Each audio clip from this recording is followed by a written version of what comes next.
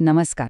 विचार करा, भारताची संपूर्ण ऊर्जा वाहिनी म्हणजे आपलं सगळं इंधन एका युद्धामुळे बंद पडण्याच्या मार्गावर होतं. पण एका धोरणात्मक, एका महत्त्वाच्या निर्णयामुळे हा धोका आता टळला आहे. आज आपण याच घडामोडीबद्दल बोलणार आहोत, इराण आणि होर्मुझच्या सामुद्रधुनीच्या त्या महत्त्वाच्या निर्णयाबद्दल. एक क्षण विचार करून बघा. अचानक भारताला मिळणारं सगळं कच्चं तेल आणि LPG सगळा पुरवठा जर ठप्प झाला तर काय होईल? नाही, ही काही काल्पनिक गोष्ट नाहीये. हे खरं तर घडलं होतं.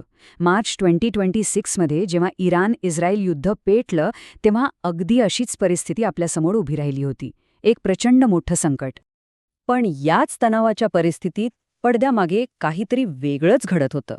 एक मोठी घोषणा झाली आणि त्या एका घोषणेनं सगळं चित्रच पालटून टाकलं. हे आपल्या देशासाठी, भारतासाठी एक मोठं धोरणात्मक यश होतं. चला तर पाहूया हे नक्की काय होतं. तर ही आहे ती मोठी बातमी. इराणने अधिकृतपणे जाहीर केलं की भारतीय जहाजांसाठी होर्मुझची सामुद्रधुनी, जी युद्धावस्थेत होती, ती खुली राहील. आपल्यासाठी हा केवढा मोठा दिलासा होता, कारण आपला जवळपास सगळा इंधन पुरवठा याच मार्गावरून होतो. आणि हा निर्णय किती विचारपूर्वक घेतला होता हे इराणच्या परराष्ट्र मंत्र्यांच्या या वाक्यावरूनच कळतं. ते म्हणाले, भारत हा 5 प्रमुख मित्र राष्ट्रांपैकी एक आहे. या एका वाक्यातून हे स्पष्ट होतं की हा काही अचानक घेतलेला निर्णय नव्हता, तर भारतासोबतच्या मैत्रीला दिलेलं एक धोरणात्मक महत्त्व होतं. पण प्रश्न हा आहे की इराणच्या या एका घोषणेने भारताची इतकी मोठी चिंता कशी काय दूर झाली? हे समजून घेण्यासाठी आपल्याला आधी त्या होर्मुझच्या अरुंद सागरी मार्गाचं महत्त्व समजून घ्यावं लागेल.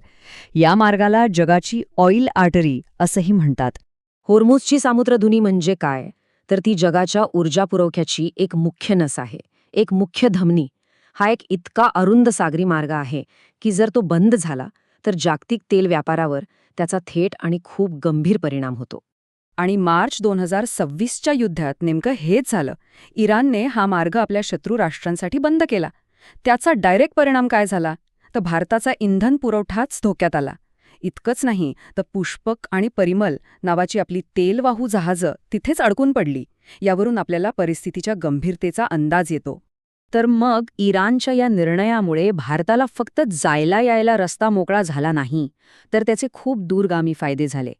नेमके कोणते फायदे झाले? चला तेच पाहूया.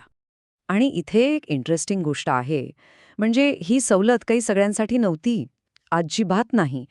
इराणने काय केलं, आपल्या शत्रूंना रोखण्यासाठी फक्त काही मोजक्याच देशांना हा स्पेशल दर्जा दिला. आणि तो आकडा किती होता? फक्त 5. हा नंबर खूप महत्वाचा आहे, कारण यातून एक नवीनच भूराजकीय गट तयार होतोय हे स्पष्ट दिसतंय. आणि ही आहेत ती 5 राष्ट्र: भारत, रशिया, चीन, इराण आणि पाकिस्तान.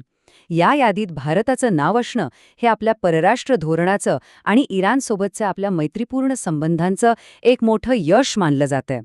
या एका निर्णयानंतर भारताच्या समस्या पटापट सुटत गेल्या. ऊर्जेचा पुरवठा पुन्हा अखंडपणे सुरू झाला. पुष्पक आणि परिमल सारखी जी आपली जहाजे अडकली होती ती सुरक्षितपणे बाहेर पडली. देशातल्या इंधनाच्या किमती स्थिर ठेवण्याचा मार्ग मोकळा झाला. आणि सगळ्यात महत्त्वाचं म्हणजे इराणसोबतचे आपले धोरणात्मक संबंध पूर्वीपेक्षाही अधिक घट्ट झाले. तर महत्त्वाचा मुद्दा हा आहे की या घटनेकडे फक्त काही जहाजांना मार्ग मिळाला एवढ्यापुरतं बघून चालणार नाही. याचा अर्थ त्याहून खूप मोठा आणि दूरगामी आहे. याचा खरा अर्थ असा आहे की आजच्या जगात लष्करी ताकदी इतकेच, किंबहुना कधीकधी त्यापेक्षाही जास्त महत्त्वाचे असतात तुमचे राजनैतिक संबंध. भारत आणि इराणसोबत जे संबंध जपले होते त्यामुळेच या मोठ्या संकटातही आपली ऊर्जा सुरक्षा अबाधित राहिली. आणि हे सगळं आपल्याला एका मोठ्या प्रश्नावर विचार करायला भाग पाडतं. आजच्या या सतत बदलणाऱ्या आणि अस्थिर जगात भारताच्या भविष्यासाठी आणि सुरक्षिततेसाठी लष्करी सामर्थ्या इतकीच किंवा त्याहूनही अधिक अशी धोरणात्मक मैत्री निर्णायक ठरू शकते का?